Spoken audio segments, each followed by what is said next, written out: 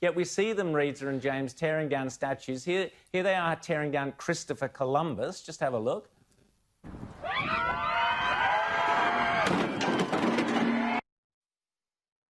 Now, please explain to me in what way that helps anybody. It doesn't. And just, by the way, to the previous point, I'd point out that 82% of the new immigrants to the United States, which actively seeks out these immigrants, are non-white. The idea that the United States is some systemically racist country just falls on every single level, not just the economic ones that Rita talked about, but these statue pull-downs, which are happening around Australia. There were people even in Australia who were trying to do that to Cook's statue the other night, and a good shout-out, I think, to the New South Wales Police the other night who protected that monument against this sort of vandalism, and that's the only word for it.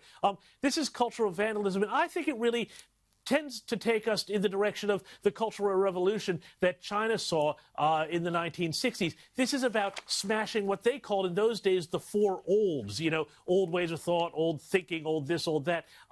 This is about rewriting history, and it's a Cultural Revolution moment. Now we are seeing even streets renamed. There was that plaza outside the White House, which they renamed Black Lives Matter Plaza. That's what the mayor of Washington, D.C. did as a way to stick a thumb in the eye of Donald Trump. But now we're seeing street names rewritten in Britain, elsewhere, because of some perceived possible connection to something dodgy in the past. Even Penny Lane, which I think was a famous Beatles song, Rowan, you would love this and know all about it, has been cancelled because apparently the penny that it was named after may have been a penny in the past who may have been connected with that same slave trade that the very evil United Kingdom and the very evil British Navy actually worked to stamp out in the 19th century, but the history people don't want to hear about that. Or, James, it might have been the price of a fish and finger pie back in the 1960s, but anyway, that's one for the Beatles fan. Yeah. James, tell us also about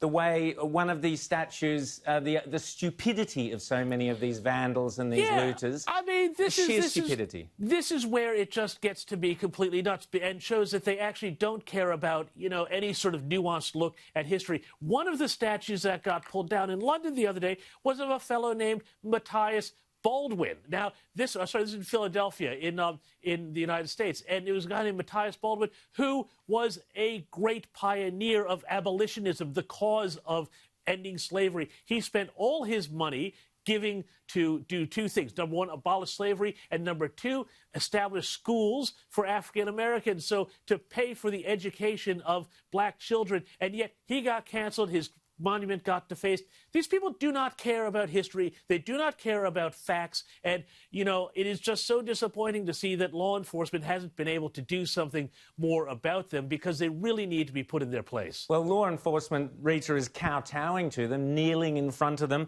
I saw a report this morning that the police in Britain have been told that if they that there will be trouble if they don't kneel in front of these thugs. We've got the lunacy of the police simply covering up statues if they're ashamed of them to try and prevent them being damaged rather than rounding up the perpetrators of the violence. They covered up statues of Churchill, Gandhi and even Martin Luther King, which shows what morons these Black Lives Matter and Antifa thugs are. But Rita, tell us about Sadiq Khan, the Mayor of London.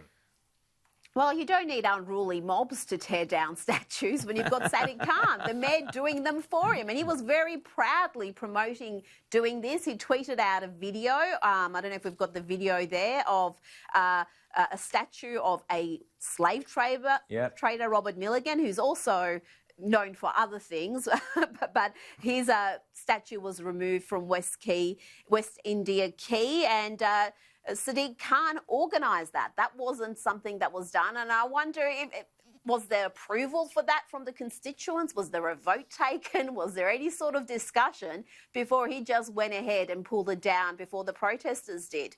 And he has been really fanning the flames of this crisis throughout the last 2 weeks. So irresponsible, and now that the right-wing protesters are out there causing mayhem and violence, he is speaking out against that. But the violence from the Black Lives Matter and Antifa and the rest of the protesters we've seen for 2 weeks, he was very reluctant to really say anything against that. And I think the British public is waking up to just this massive disconnect between popular opinion and the political media class and their treatment of this crisis. You're right, Rita, and we'll chat to Nigel Farage about that later on in the show. You're absolutely right to point that out. I've been astonished, Rita and James, by the hypocrisy of some of the people around this, which is really so disappointing. The whole story about the Rhodes Scholars, Cecil Rhodes, the Rhodes Scholarship. We had an Australian, the first Indigenous Australian to receive the Rhodes Scholarship. Other people, by the way, who have received Rhodes Scholarships include, of course, famously Bob Hawke, Tony Abbott and others. But this is the first Indigenous Australian, and well done on her getting this scholarship. She's turned round and done an article saying, oh, no, the statues should fall. And she's gone through the most extraordinary sophistry, if you like. I won't go through her argument because basically it doesn't stand up, much like the statue, really. But she tries to draw a distinction between honouring the scholarship and honouring the individual who pays for this or paid for the scholarship. So the hypocrisy is staggering. You're allowed to keep the scholarship but tear down the statue.